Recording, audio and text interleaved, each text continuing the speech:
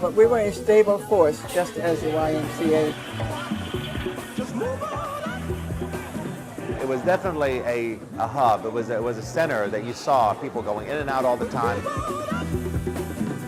It was a strong community support vehicle, that YMCA. The gathering spaces are very significant to impact a community. Well, after the riots, we were really the only commercial place that was allowed to remain open during the period of curfew. There was a curfew in effect for several nights after Dr. King's assassination. And we were the one place that I know of in the city that was allowed to remain open.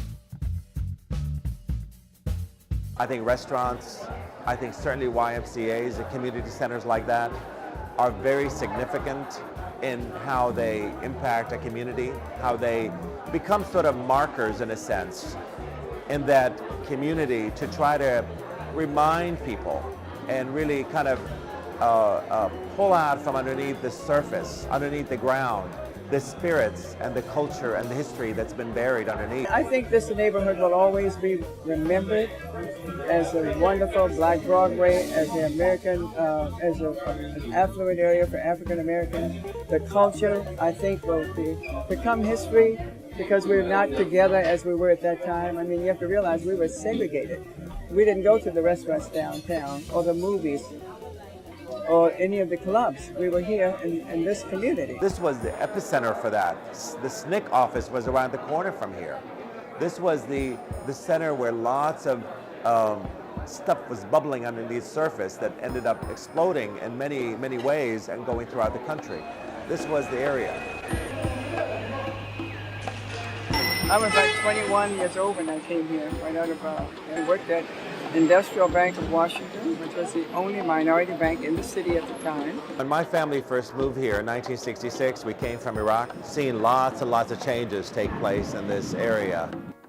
The YMCA played a major role in the community, and the YMCA plays a major role in any community, but that 12th Street Y was there to serve the community and serve the young people in the community. And we didn't have the crime we have today, we didn't have all the issues we have today because of the YMCA. Those were places that really fostered care and after-school programs for children.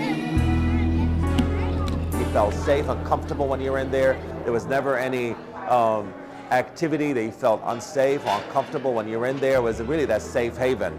I mean, U Street and W Street and V Street were not the safest streets to be around.